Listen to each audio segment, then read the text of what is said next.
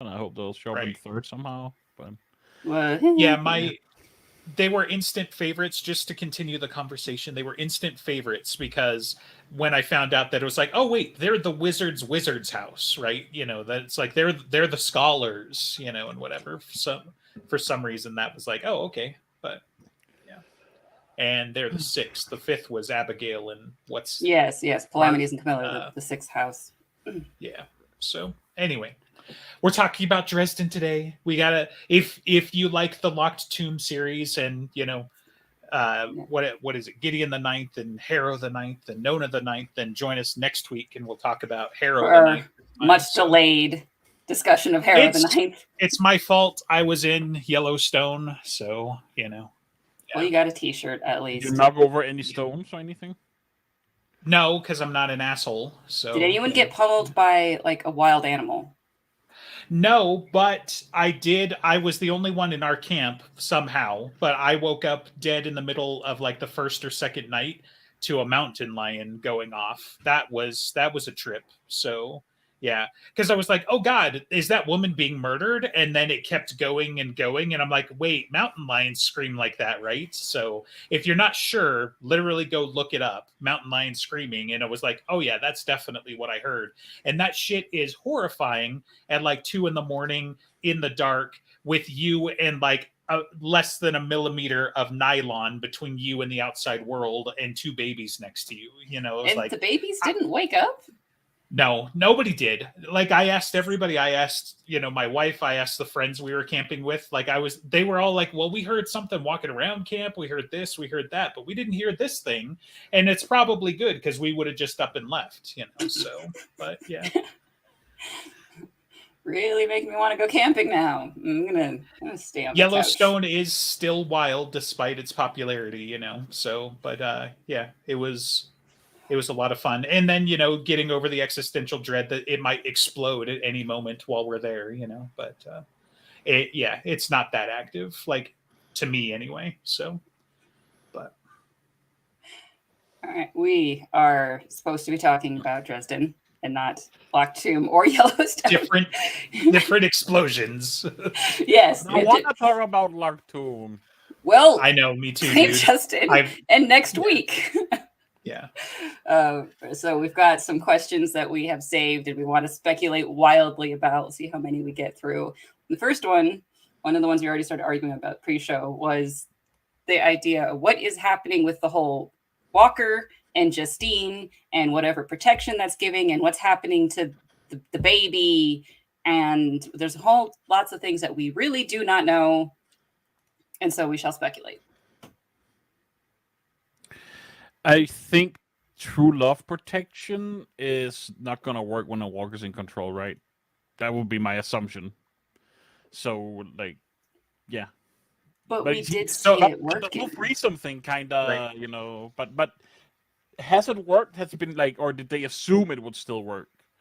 Right. And No, they it were just being was careful. it was still burning him in by the time that so the Walker said that as soon as Justine got close to Lara, which would have happened blood rights ish or very shortly after. But by the time of like Turncoat, when we see her use the true love protection against Madeline, it was also burning Thomas still. So somehow that true love protection is still active while the Walker is entirely controlling her. Was she How does that work? was she like infected, Yeah. but not? You know, maybe she wasn't like taken over by that point. Because I get the feeling there's kind of like multiple facets to this. Like the winter and summer lady for that matter, they were still them. They could act against their nature, but they were still them. And then we had Cat Sith, who seemed like he was him, but then when he was busted, it took over. And I was like, unfortunate. Right.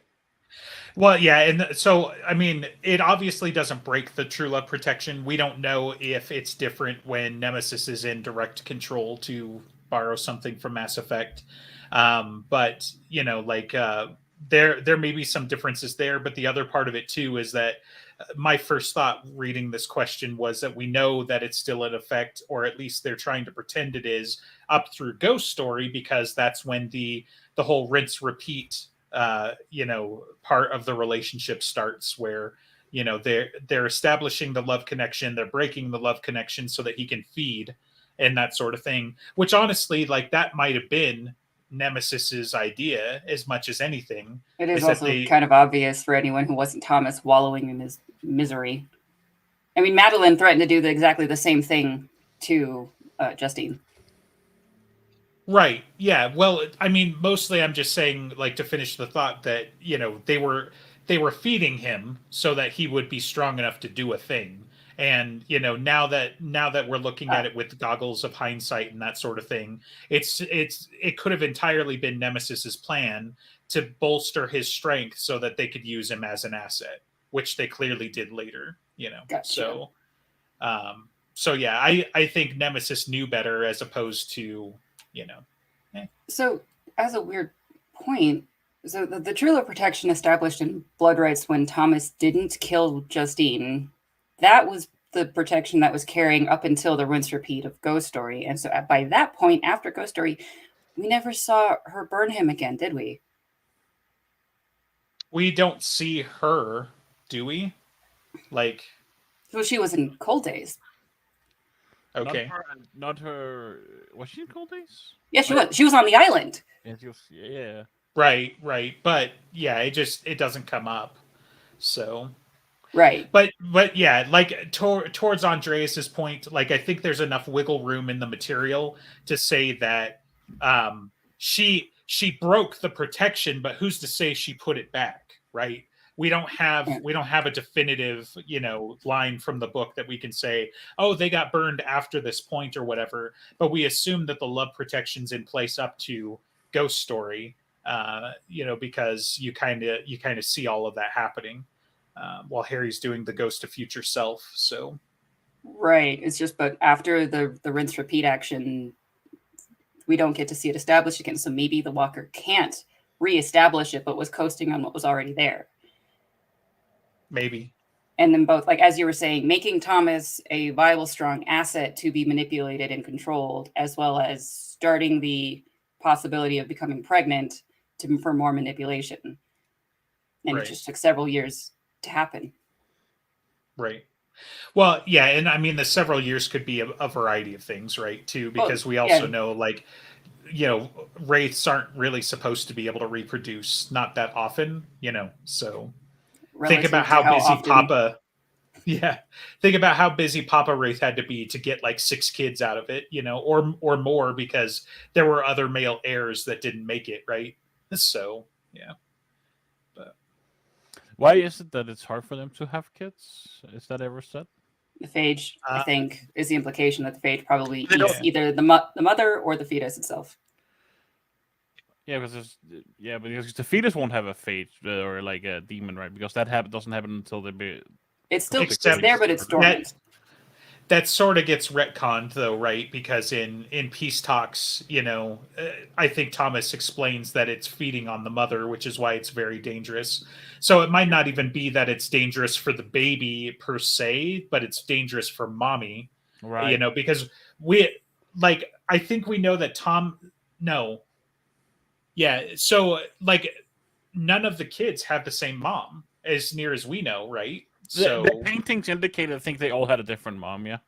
Right. Yeah. So I mean, for reference, yeah, it's very dangerous for mom, probably more so than baby. So.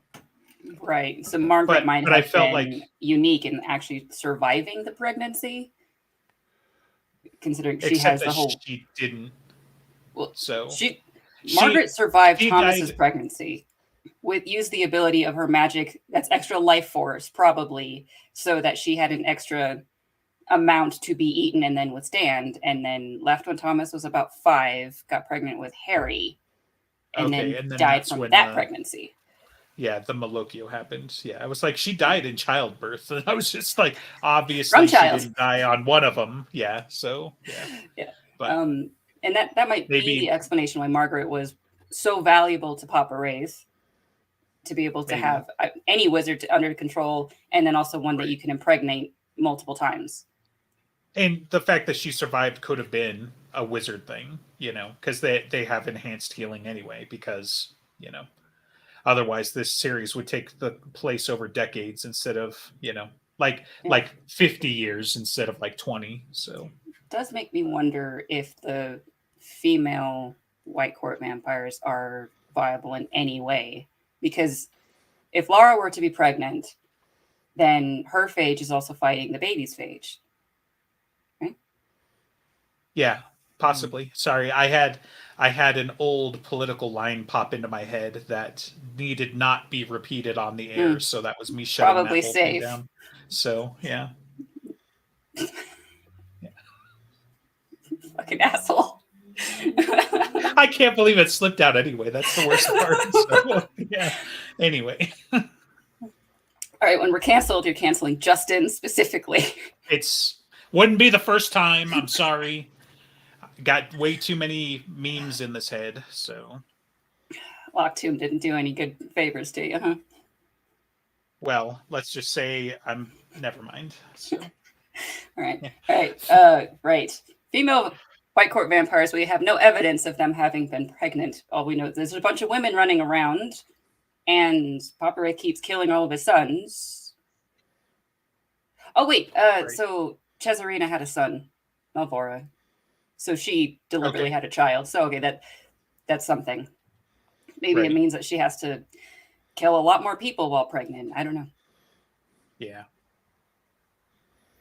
In terms of what is happening to the baby, that's we got very little to go on. We know that supernatural things can affect the baby. One might think that the creation of a soul is somehow untouchable, but I don't think so, since white courts can pass on a phage. That's some sort of bloodline curse, right? The werewolf curse as well. It's passed on for bloodline. Right. Well, what's the Bigfoot kid and his girlfriend. Irving. Yeah. Connie, is that what her name is? So Yeah. yeah.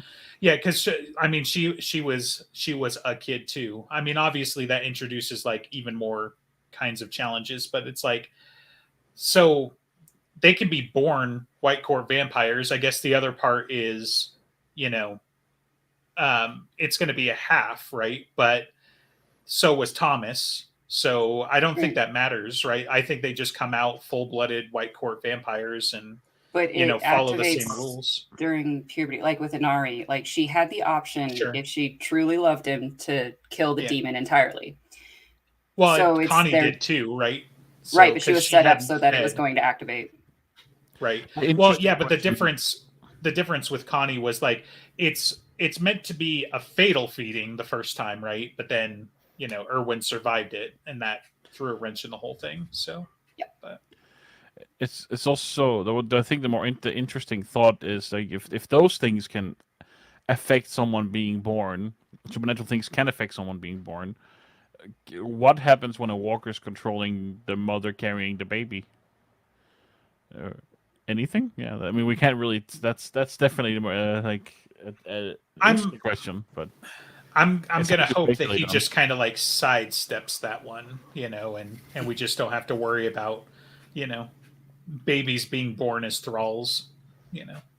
I mean, he's already kind of hinted with he's talked about cults and everything, especially around Nicodemus, and like the idea that even without supernatural effects to the baby, that baby could be raised with a bit crazed beliefs, Sure. like the squires and all that. But when they threw the Denarian at baby Harry, the idea that baby, he was 3 or 4 at the time, could have been growing up with a Denarian in its head the whole time. Something similar could be happening. He's already basically thought it out.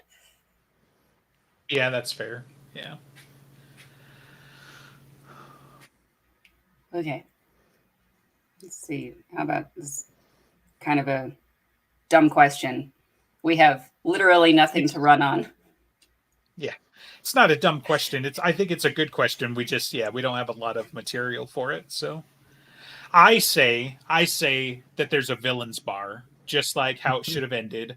At the end of every great arc, they go drink beers and be like, "Can you believe the son of God killed me, man, or whatever, whoever, Enya fighting, McFinn or Mac, whatever his face was back in the day. And then they fell in love. And, I think they bonded over drinks is what I'm saying. So, I mean, so what did Enya say about whatever she called Christ? Essentially, was the Redeemer, right?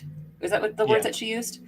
So probably I could imagine some amount of conflict when Catholicism was working its way into Ireland, and Enya not wanting to be supplanted, trying to fight against it. Maybe St. Patrick, something or other lore there. And Namshiel is there stirring up trouble. What side would he be on in that? More Catholicism because then more demons? He's a bad guy. They don't want more demons. They want to end the world, theoretically. Right, so. But people would believe in demons more if they believe in the Catholicism, like that framework of the Catholicism instead of just their Irish demons. Just to separate this out from like a Western Christianity perspective, demons aren't Christian. So like, the Chinese might have something to say about that, and their vast repertoire of hopping demons and all sorts of other things, right? So demons are just bad spirits for a lot of cultures, of entities of some variety. Yeah. But like I don't know. Because there's a huge swath of history, like depending on what the time frames were. Like, for example, I could see Nicodemus being behind like the Black Plague, because that is totally a play out of his book.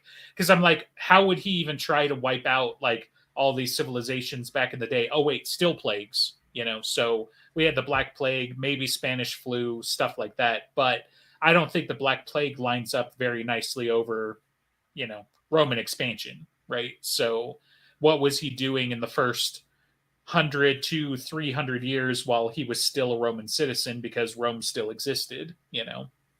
What did that look like? But no idea, right? I'd love a spin-off series. Oh, and that's the thing, right? Like the series is so broad, it's so deep potentially, that it's like, we want to see the French and Indian War with wizards. We want to see, we want to see Merlin form the White Council. We want to see all of this cool shit that, despite all of the side stories we're going to get and all of the hints and things like that. I mean, we got to see Wyatt Earp as a hunter, right? So, but I mean, he's just crafted so much lore and so much like by incorporating into the real world, but making it his own. Like there's like so much room for telling almost infinite stories, right? Yeah. Yep. So did Namshiel have the British accent for forever? Did he invent the British accent? He's got a British accent because bad guys have British accents. So did he have a British accent during the time of like Palestine and it's right? Yes. Yeah. Or maybe he changes his affect. I would say it's whatever the choice on the Angels' part, just whatever they. He watched Bond in the 70s in some post, and he's like, you know what? I like it. I mean, first of all, they're fallen angels, so I think affecting the accent that they want is probably the least of their powers, right? So they probably had a Roman, accent during the appropriate time period. They probably had a French accent during the appropriate time period because French was the language of court for a long time, and then they probably have a British accent now because the origins of English and. Well, just going through like the Victorian era and, Elizabethan very recently and all of that stuff. So it doesn't surprise me at all that they would be whatever the, aristocracy of the time are speaking. Those are the circles they're trying to run in because, more power and whatever else. Like, you don't see Thorne and Namshiel coming out with a Cockney accent and be like, good day, mate. Just be like, I'm the bad guy and I'm a fallen angel and I'm going to make your ears bleed with me accent. Do you like dags? Like you just don't see that happening, right? So throughout history, I'm imagining a Birmingham accent, Peaky Blinders, Denarians. Yeah. Yeah, that should be really fun. All right. So I had this idea of like, if Mab said that she couldn't get married to Lara, even though Harry was trying to get out of him being married to her, says, "Why don't you do it?" And she says her power is affected by decisions she made when she was mortal. And what possible decisions could those have been? What decisions would carry into her queendom? Did we already get canceled enough, or do we need more canceled? Because no. She is hitched I to had- the wagon. Yeah, I had two thoughts here, right? You know, so like personally, the first more poignant thought, more better. I don't know. Anyway, so what things would bind Mab in a way that she couldn't act, and then that leads to thinking about contracts, which leads me to thinking that she got married in the first place, and either that's still out there for some reason or she's otherwise bound by that relationship. That hasn't probably stopped her from having other relationships, you know, so she's Clearly not. probably But had she did make Right. she did make her kids, right? We know of. Well, but we don't know about their parentage either, the other half.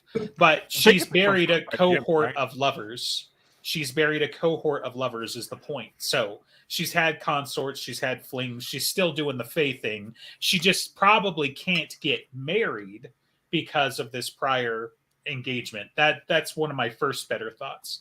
The cheeky thought that's going to get me canceled is, what if Mab can't do it because she wasn't gay when she was mortal, which I just thought was funny, but I don't think that matters. But that was one of the other thoughts that popped in, is like, you know, she's bound to her mortal self still, you know, in some way. So, you know, just kind of interesting. But So the more possibly compelling thought is, if she was married by the time she was mortal, and whatever oaths she took at that point, and if her spouse is still alive, that makes it still binding. That's super significant, because if the spouse is dead, a second marriage is accepted in almost all cultures. It seems Right. very strange Right. for her to not be able to have another spouse later. But But if the she's spouse married is to Merlin, alive, so yes, right. and Merlin's still Well, alive. and that, I mean, that would be my first thing, just to throw that conspiracy out there. And everybody knows that Merlin's still alive because he's in the crystal in Demon Reach. I'm pulling your leg. Please don't, you know, hate me for that. But he's supposed to be in a tree somewhere. Justin, you have Yeah. to speak like the kids these days. You say, "Don't at me." What? Right. Oh, Yes. right. Yeah. Sorry. So yeah, that's definitely up there for, you know, one of my thoughts, because it's cute. But I kind of like the idea, like the image that I got out of Peace Talks, that Mab had unrequited love, right? That she was pining, she was crushing on Merlin as the young apprentice child, and nothing ever went anywhere with that. A And little that, Molly. you know, very yeah. yeah.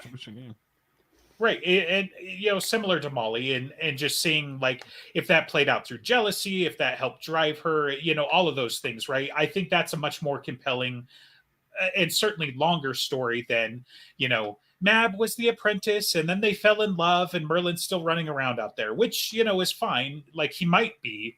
Why he's not ever involved again is a whole different kind of story arc unto itself as well. If Merlin's still running around, what the hell is he doing? He's not at the gates. He's not, you know, like, is he out in the multiverse somewhere just mucking it up? Like, what's going on? I mean, maybe he went wherever Chandler went. We've no idea. Then why didn't he leave the lights on? Like, seriously, it's dark where he went. So so there could be another, but I think this is more boring, is that if she had made an oath or some form that she would never marry, that she would never share her power with another or anything like that, she would be a queen on her own, something. But I think that's less interesting, because if she has a spouse, who the fuck is that? Like we've been saying. And Right. Where would have they been doing? And who would be brave enough to marry Mab? And but also, like, well, she wasn't Mab at the time. That's the point, though. So It was Morgana then. we need to speculate a lot. Yeah. But if Mab had done something, did that in similar ways bind Titania? Because did Titania ever get married? Ever? So despite the fact that they're basically literally twins, that she's still her own person. So I mean, now that's not to say that twins couldn't get married to the same guy or whatever, but like I'm not Oberon going to didn't assume. survive. Yeah, right. I'm not going to assume that Titania, is similarly bound to Mab unless they just had similar trajectories, right? So like it's not uncommon to assume like, oh yeah, well that's we got married as is the style of the time and whatever. I think the Oberon stuff happened later, much later, but still. Right, but I mean, the strictures that the mantles and everything has on them, they do seem to be similarly parallel or symmetrical. So if Mab has this binding, I expect a similar level of binding to the Summer Court as well. Yeah, but again, yeah, Mab specifically says her power is affected by decisions she made when she was mortal. That's not a mantle thing. That's a Mab thing. That's whatever her name was before she was Mab. Now, Titania would be similarly bound by whatever decision she made when she was mortal. I'm not going to assume that means she couldn't also get married to Laura if that's the angle that you're trying to go. Who is Aurora's father? I would assume that Sarissa, for example, can't go sleeping around any more than Molly can because because of the mantle. The mantle thing, yeah. Right, but do we know who Aurora's father was? We have hints on who Maeve and Sarissa's father was, but I'm no. So write that down in your big question bank for later. Okay, maybe the encyclopedia should be here to be able to help. Yeah, he probably doesn't know either. I don't know that that's ever been floated, but yeah. So, well, like not beyond like the vagueness that we got, right? So I read something about Tolkien somewhere, but I think that was more the Summer Night was kind of supposed to be Tolkien without being Tolkien or something. Yeah. I was like, bro, he was the knight. We know where he was. Like, what are the odds that there are two dudes named the exact same thing? So, yeah, that was probably as much an Easter egg as anything, but let's just, for simplicity's sake, we'll assume they were the same guy. So, all right. So this question leads into this next question of what would happen should Molly ascend to Mab's mantle of queen? Would Molly be restrained by Mab's mortal choices or her own Molly's mortal choices? I think Molly's. So I would guess Molly's. Yeah, I'm separating those things out from the mantle. So I think it's more fun if she's bound by Mab because that would be annoying. Sure. Well, now she's got to be bound by some things that Mab did, because we know that the obligations are going to flow that way, right? Mab was bound by things that Leah did. And so when she took Leah off the board, she had to fulfill Leah's obligations. So we know some of that's going to be there. We know she has to go pick up the kids from Alaska because that's something Mab has done. She's put all of these, contracts and things into place. So that part of that's still going to be there. But Molly not being able to get married because Mab was previously married, again, that's not part of the mantle. So, Did you bring up the fact that you want Molly to do it instead? No, yeah. Let's talk about that. So yeah, Harry turned around on Mab of like, why don't you marry Laura? And she says she can't, but why can't Molly marry Laura? And then Harry doesn't have to. And we don't have an explanation for that, really. Yeah, we do, because the mantle. So yeah, but she can't get pregnant. Yeah. Laura got the hunt for Harry. She wants Harry. Right. Now, however, that line you just said, that is an interesting piece. The fact that she can't get pregnant. So does that matter? Because theoretically, honestly, though, there wasn't that big of a risk of her getting pregnant with Carlos, right? but her and Ramirez, like, you know, as soon as, like, you know, it went fade to black and woke up in blood, you know, so it's just like, wait a minute, that's not how this was supposed to happen. Right. But I mean, I would expect that the mantle would be much more apathetic to Molly fooling around with another woman. Possibly, but okay, so here's the thing, right? You're going to bring up the definition of the word consummate, and I believe it is very neutral. We did talk about that earlier, right? That was my first thought, is that Molly couldn't get married because she'd have to consummate the thing, right? However, what else? Like, what is Molly's position, right? We've got the mother, we've got the queen, and we've got the what? Lady. And what else? The knight. What are you talking about? No, like, she's a maiden, right? Mm. And a maiden specifically is a girl or a young woman, especially an unmarried one. So she might still not be able to get married because that's her position. That's how the mantles work. So that is more compelling than arguing about consummation. Yes, it's a lot thinner than it was earlier because, you know, when we were talking earlier about, you know, I like your argument. I like the fact that, you know, because it's girls, right? Like, without something a little extra there, they're not going to accidentally have kids. Sorry, I don't know how else to talk about it, man. I'm not trying to be weird. There's just science involved. So, you know. Extra. Oh, God. So in any case, but because we're talking about the Fae and we're talking about mantles and that sort of thing, she might still not be able to because it's technically a marriage, which is why Mab didn't even start talking to her about it. It's like, to Mab, it's probably a no-brainer. Like, well, of course Molly can't get married. But to She's Harry, the lady. Harry, the man of no brains, could have asked the question. Right. Probably also Harry's got some psychological block about not trying to marry off his friend's daughter. I don't know. Since Harry's got all that chivalry and stuff about Molly anyway. I hope someone with more brains then asks the question to at least be able to push it to see if it happens. Have you read the Dresden Files? Like, Bob could have asked the question. How many times has Starborn come up and we haven't so much as had like Murphy in the room be like, excuse me, what's a Starborn? You know, like, come on. But Bob could ask the question. Bob would love to think of Laura and Molly getting married. Sure. Except he doesn't care about marriage either. He just wants the other parts. He wants the consummation parts. Boobs. So, yeah. Well, yeah, sure. I mean, I'm sure there's a lot of things in there. I don't know. Anyway, let's sidestepping that a little bit.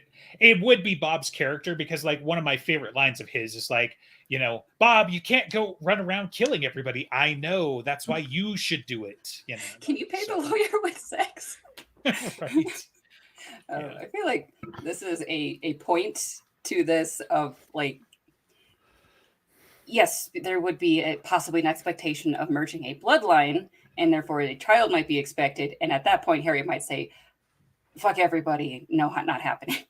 Well, if he thinks ahead enough to realize that might be a thing, but at the same time, he does know he's an idiot.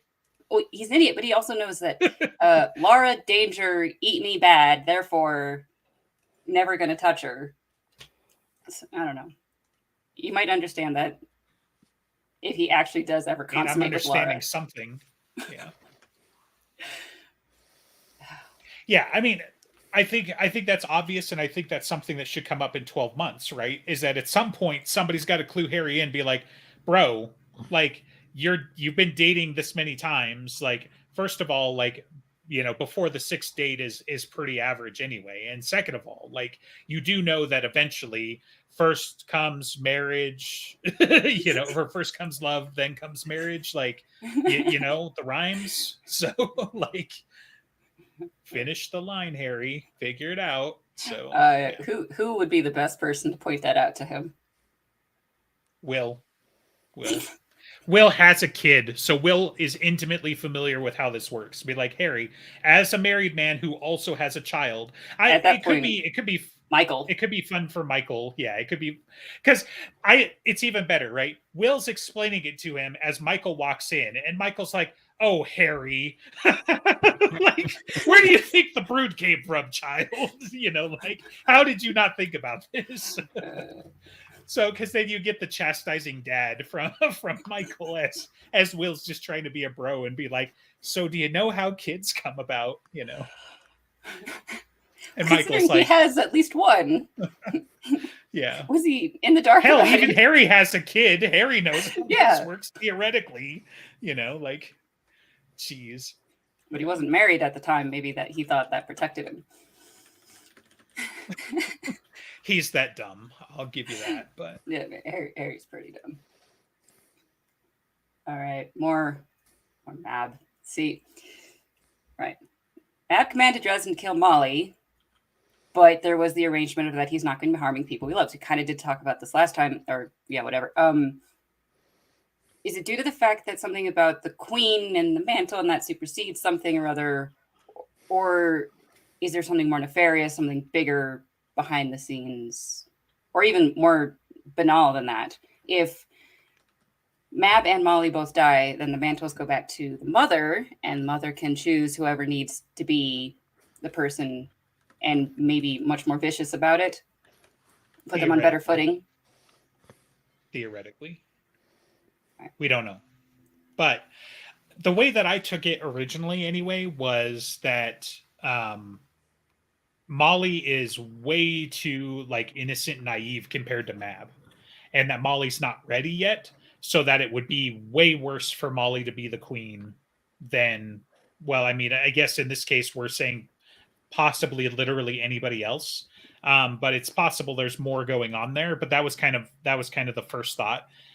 But as we kind of discussed last time, and we had one of our listeners who was also a lawyer look over it, right, and kind of helped push this thing up there, was that like this might be Harry's out if he was smarter, right?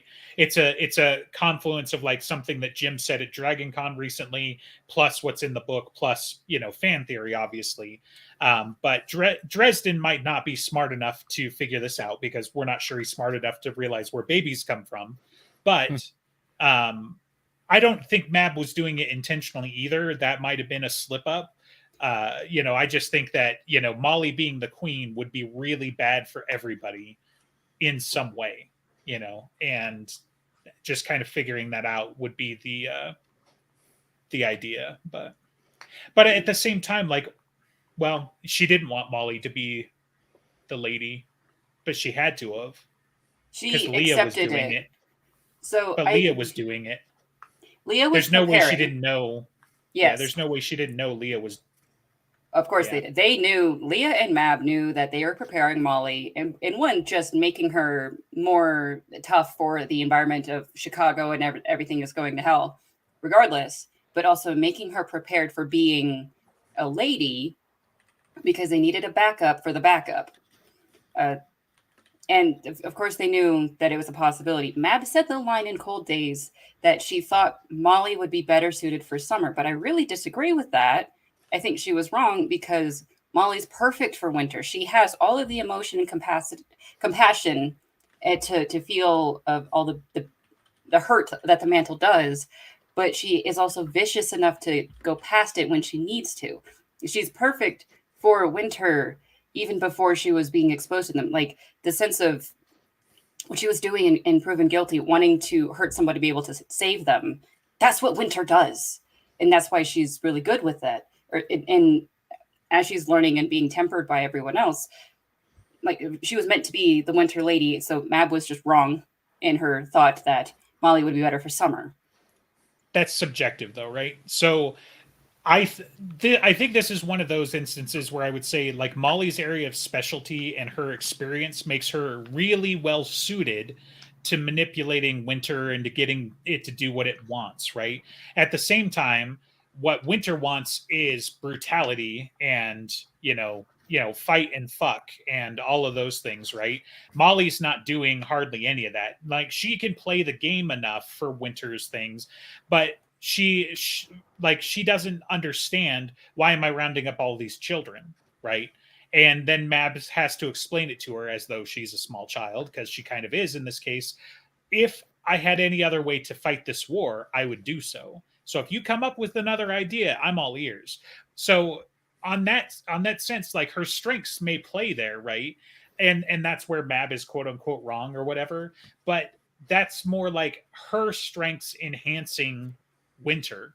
Whereas like her natural strengths are more beholden to Summer, because Summer is the more emotional thought, the more artistic and gardeners and that sort of thing, right? So like you're telling me like you wouldn't see her just fit right into Summer and just be like, her and Titania become best friends like immediately type of thing, I versus think Molly would Sarissa, get kind who of is like bored of it all. maybe that's a different thing, right? It like is. I just had an image of like Sarissa. She's still sleeping wherever she is in the Summer Court with a knife under her pillow because she grew up in a rough neighborhood, aka the Winter Court. And and nobody understands it. Be like, lady, you're safe here. No one's gonna hurt you. Whereas like Right. Molly is like still, trying to fight off the assassins that come, every month on the full moon and be like, oh, is it that time again already? Right. So there are other indications, I think, that Molly fits so well with Winter and that Sarissa fits better in Summer. Sarissa was always running away and disengaging, not fighting, even though she grew up in Winter and all of the terrible violence that is. She managed to get out of it and slide away instead of facing it and fighting it the way that Molly hasn't done. So Sarissa is better suited for Summer in that way. Like maybe Mab was just too blinded by how much she wanted her own daughter. But sure, she is better suited. Molly is better suited for Winter. Sarissa better suited for Summer. And in this way that Molly is going to be in a better position to inherit the Queen mantle than Sarissa ever would be. Part of that, though, is how she was raised, almost certainly. And maybe it's because Mab, with all of her power and wisdom, saw it in her own child. But like Sarissa was meant to be her mortal link. Sarissa was not being groomed to be a lady, right? Sarissa's the one that she got to go watch Disney movies with and just be a girl with, And so, yeah, like Mab probably like she allowed her to run away, if nothing else, right? Like she didn't have, there's no indication she had her hooked up with a bunch of bodyguards or anything like that to fight off the people that would try to hurt her. We didn't see anybody like that show up at Harry's birthday party in Cold Days, stuff like that, right? But you're telling me that Mab, who is like fight or die, let Sarissa run away her entire life. That can only be basically by design and allowance. Which might have played more into. Sure. Yeah, but run, hide, or die. Lowest level. It right. Is, but run, hide, or die is the three options. It's not just fight or die. It's hide. It also exists. But imagine Mab looking the other way if Harry did it. We know Harry wouldn't, right? But imagine if she had a knight that ran. Right. There are different duties on a knight than her daughter. Well, okay, but I mean, Maeve, pick one. Like we got a whole host. Like, does she have a cohort of the oh yeah, Winter Court? They win the marathon every year because they've got the best runners. That doesn't really fit. Not to me. That's because they murdered everyone else. Right. Yeah. They've got the best runners because they're the predators, not because they're running away. They're not the rabbits. So, yeah. Slightly connected, we did kind of mention that this idea of why Mab doing anything. There was a post on the subreddit from Ghost Gabe 81, kind of laying out that the story of Tam Lin and that there was a woman that Tamlin loved, that she loved him, that got him out of the Winter Mantle, more or less. But maybe Mab had done things to make sure that Harry lost his person that could have done that, which would have been Murphy.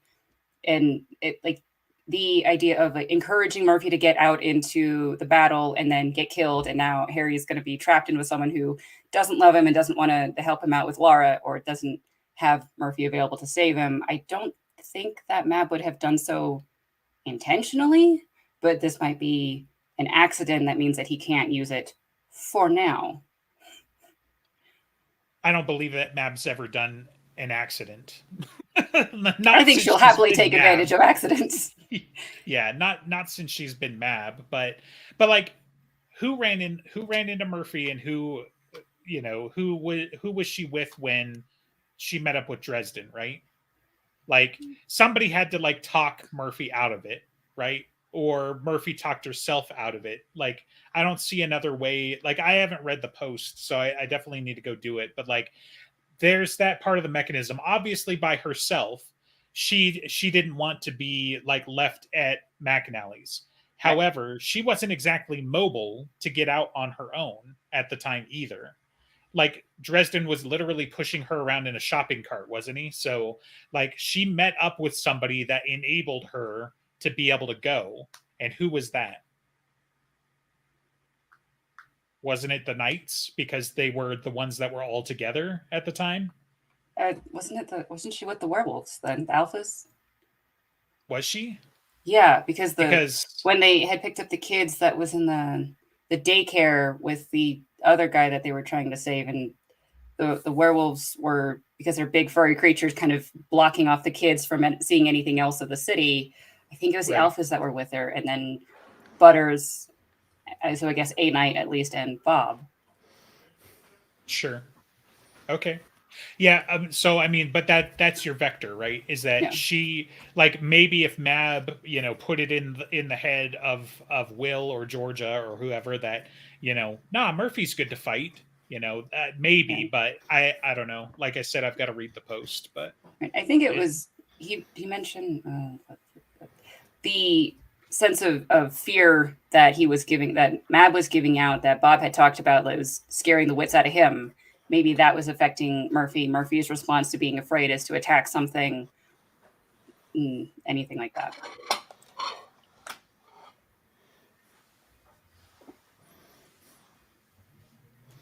So the banner of winter that we saw in background, very interesting, and Harry got to feel all of the pain and the death of the people following him. And Mab says it's the rule of winter to feel all of that pain, and then sometimes the winter can freeze it so it doesn't hurt quite so much and you can continue going, but you need to understand the cost of everything that's happening. It hurts. So what would be a summer banner instead? I assume it has to have one for the similarities. Well, yeah, I mean, just think to Summer Night, right? Like it's kind of odd that there wasn't a banner, when Harry and the Alphas were going into battle, or he didn't know any better. What does Summer's banner look like when they're going to war against Winter? I don't know. Like I could think of some things that come to mind, but not necessarily like that would be beneficial in battle, right? Because at the end of the day, they're still trying to make you more efficient in battle in some way. So in Harry's case, like he gets to track the number and the status of his people. It's possible that Summer has that as well, but maybe they're able to heal through it or something, that they're able to stabilize their people, or they're able to calm their emotions. Yeah, maybe they could take away fear. Yeah, Winter. Yeah, right. Winter is all about being ferocious and driving fear, and Summer would be, maybe not stoic, but something along those lines, where they would be resistant to Winter's fear as a counter. So it does seem Summer Court is much more boring than Winter. We don't get to see any of their toys. Well, yeah, maybe because we don't know any better, but like, because some of the stuff that I'm trying to poke at is like their stuff is about, warmth and growth and, like kind of like a joyousness. Like they would almost have a carnival atmosphere, but maybe not for, the soldiers, right? So it's just like, so they would have morale, is what comes out of that. But maybe, maybe some of their latent magical abilities or something would be enhanced. Maybe like this is all like directly a rip from Tolkien, but like the gnomes, when they went to war, like the gnomes, the impression that I got, were basically an offshoot of elves in Lord of the Rings. But when they went to war, their armies marched and left fields of flowers behind them. That's the sort of bullshit you would expect from Summer, right? It's not tactically advantage. I can't imagine it like advantageous, but that would be one of the things that I would expect is like when Summer goes to war, instead of having cold and what eventually turned into rain because of what Titania did anyway, but like all of that stuff, you've got the warmth and humidity and fostering like plant growth, probably because they're more again, no, talking to what I know, like D&D druidic, where it's like entanglements with vines and all of that stuff. Like Aurora did that, right? In the battlefield, she grew a thicket in the battlefield to help protect herself. Stuff like that would be those would be their kinds of tactics, as opposed to the cold and the fierce and the now we've got sharper claws and we're lurking in the shadow and that sort of thing. Yeah, right. So Yeah. Get some Plants versus Zombies. There you go. Pull that one in. So they got pea shooters and Venus flytraps that eat entire people and Piranha all plants. of that stuff. Yeah, Jumanji a little bit. So I think moment that comes to mind is which is Cold Days must have been. Fix was harassing Harry, and Harry said of like you're Summer's assassin just as much as I am Winter's, and he says no, my job is to counter you. That's it. The Summer Knight job is only to counter the Winter Knight, as what he said. Right. And if that's true, then I don't know how you can use a banner, maybe just a sense so you can use a banner of people to then tactically surround someone, but it's like it doesn't seem like he would get the same purpose, the same tools. Was that before we got told that we found out the true nature of the Outer Gates that happened, right? Or the same book, but before that? That was Cold Days, wasn't it? So, yes, but I think it was before he went to speak to Mother Winter. Sure. Yeah, so it's a little foreshadowing there, but only in the same book. Usually Jim puts that in earlier. Right. But I mean that's an important thing too, right? Summer's entire purpose is to balance against Mab, but just the part of Mab that isn't, focused on the wall, right? Like Mab's got like maybe 10% of her strength that she gets to exert on the mortal world. The rest of it is going to the Outer Gates to protect it. And Summer just has to balance that little bit. If Mab pulled her people off the wall, like that's what they thought was going to happen in Cold Days, right? If Mab pulled her people off the wall, first of all, like reality would crumble eventually, however that works out, right? But also Mab would be able to take over everything because she just has that many people fighting and defending the wall. Maybe towards your point about like being able to like sense and surround them and that sort of thing. Maybe Summer's banner does basically the same thing as Dresden's, but for both sides. It keeps track of Dresden's people and where they are so that they can, outmaneuver them. As much as anything, but I don't know. Yeah, it's all speculation, right? That's the whole thing. Oh yeah, that's what we do. We speculate. It would be fun to see if we could see more of Fix and Sarissa, and as everything escalates, Summer goes to war as well. Right. BAT, both sides. Woo. And for people who don't know, because someone did leave a comment on the other thing, a BAT is a big apocalyptic trilogy. Yes. It's how the series is going to end. Yeah, maybe we start to see some of that with the kaiju episode, or that'd be fun. Pile. But I thought the kaiju was going to be the dragon. Well, yeah, but sure. Either way, right? Harry already basically had to get the entire, spooky side of the street involved to fight a Titan. Do you really think it's going to be less? When we start fighting bigger things, like that's what I'm saying. Like maybe, and technically Summer was there too. They were just like, 5 feet off screen. So we saw Sarissa and we saw Fix, fighting. But we got more screen time with Marcone because, it was more about him at the moment. So yeah, it was. All right. So I like this question. It's such a small little fun question, but did Rashid ever get Harry his actual back pay from the Wardens from being dead, as he promised in Cold Days? Because if he didn't, then does Harry get to sue the White Council for back pay now that they've kicked him out? I mean, he has a lawyer now. Exactly. But they don't really operate within mortal law as such. I don't think there's a contract as a warden. That stipulates your right to some payments. They have bureaucromancers. They have lots of Yeah, yeah. paperwork. I just don't think that contract would be, valid in the American legal system. I think Lucio would argue on his side just because.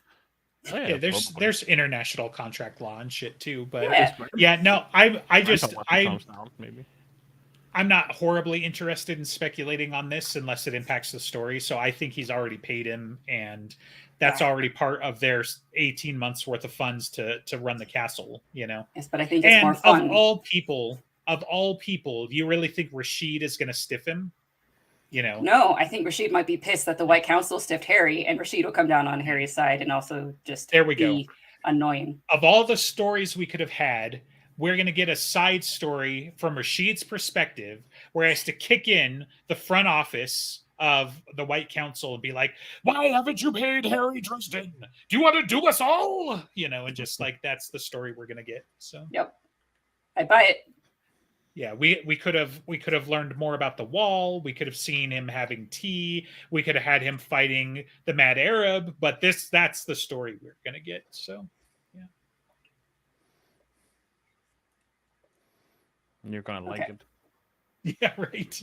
I'd love it, but still, I could think of better things. Yes, I would love it. I would buy it. I would say this. It would be fun to see all of that annoying bureaucracy. So, this was a kind of a hair-splitting type of speculation of like, what's the difference between necromancy and ectomancy, and vice versa? What could they do?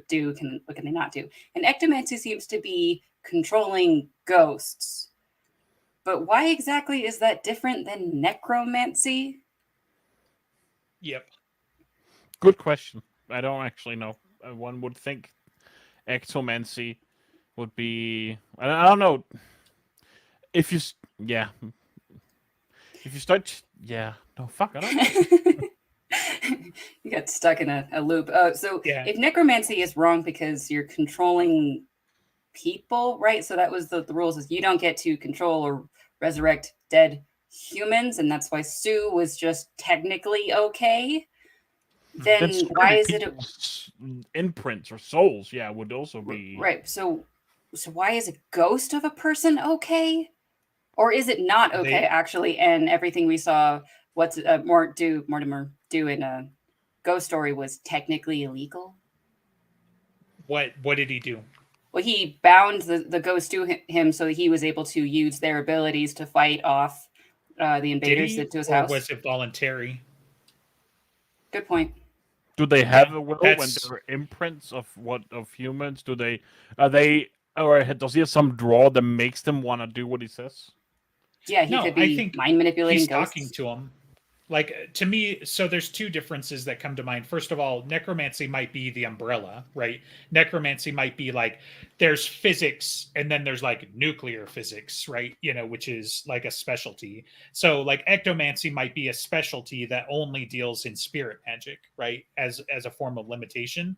But it also might be like a white magic versus black magic type of thing where it's like necromancy involves all of the forms of using, dead bodies, souls, etc., as part of the magic, but also like ectomancy doesn't take control. We don't know if that's a Mort thing or if that's that's an ectomancy thing, because he's the only one we've really seen do it, other than maybe Dresden in Grave Peril, right? But again, Dresden spurred them on. It was never about control. It was about weakening the barrier and allowing what the spirits wanted, for lack of a better word, to happen, right? Because I'm pretty sure when Mortimer was doing it, he had prior worked out with his people, for lack of a better word, that this was going to happen, right? He had a bodyguard, and that bodyguard was very adamant that that he do his job and that sort of thing. That was one of the main things. And it was a reverse possession, among other things, right? Mortimer got semi-displaced as much as anything other than the reverse. That's why I wanted you to be like, you tell me what you think happened, because maybe I'm misremembering, but to me, that all seemed relatively consensual, other than like with what they were doing at the Wraiths, because as far as anybody was concerned, the Wraiths were just mindless monsters at that point, right? you know. Right. So- Killing the wraiths is self-defense, but the wraiths were goats as well. So it could be this is a corpse taker did it in the black magic way of torturing people and overriding what they want, and Mortimer was doing it of like bargaining with them, consenting of like, you can be healthy here and you can protect me and everyone can be happy. Yeah, and then so like it was a voluntary worked out thing, but they followed his orders when he needed to take use of their skills when he was being attacked. Sure, because the other thing is like that's what his whole shtick was in Ghost Story, right? Is that he's basically like a ghost therapist, is that he was trying to help them cross over. And that's what he wanted to do with Dresden. Like, how can we get you to cross over so you're not a pain in my ass anymore? Because the last thing I want you to do is to be one of these revenants following me around the rest of my natural life, because that's what the ones that were left over were, right? They didn't like whatever their unfinished business wasn't gonna get finished. So they were stuck with Morty or running around causing shenanigans elsewhere. And so that's kind of where they get tied to his house and that sort of thing. But like all of his magic stuff, like it's to be able to see and to talk to and interact with the spirits, but I don't know that I ever saw him like exerting any kind of control on them. You know, like he did it with Dresden a little bit, because I think Dresden took him over, right? And so yeah, he forced Dresden out, and I think there was also some like, you know, ghost gravity stuff that he was doing at one point to like pull him and compel him in some ways. But so like he's not powerless in that regard, but like overall his magic, I don't recall seeing him do that to, you know, the kids or the other defenders of the house and that sort of thing. They were more or less their own militia, right? You know, like they mostly did it on their own volition. So certainly compared to like the corpse taker, you know. Yeah, definitely. And then as later when they were following Harry, they were doing it voluntarily. He was just kind of directing him, but like, let's go over that hill at the Lecter Specters, and they were as vicious as they usually are. But so that is probably, they were getting probably some sense of like a purpose of maybe safety, but maybe also just keeping them calm in the way that Mortimer was controlling them and allowing them to voluntarily be at peace instead of drowning people in the river like some of the kids were. Right. So that was an hour of crazy speculation. Woo! We did it. It's been an hour already? Well, Right. yeah, you were eating dinner in the middle. You might have stopped paying attention. You know what? When the podcast is at dinner time, sometimes that's gonna happen, okay? I barely finished it before the podcast started. I made it here on time, damn it. So next week, finally, we get to talk about Hera, right? Yeah. Speaking about necromancers, you know, Exactly. we'll just slide that right in. So. Great question to end on. It's a segue to next week. We're going to talk about necromancers and spirit magic and all things dead and spooky. Also crazy people. Yes. So, beautiful, really wonderful, traumatized, crazy people. We're going to talk about a terrible book that ended really well. Yeah. Spoilers. So that is next week. Pay us $2, join us on Discord, and we'll cryptically tell you less.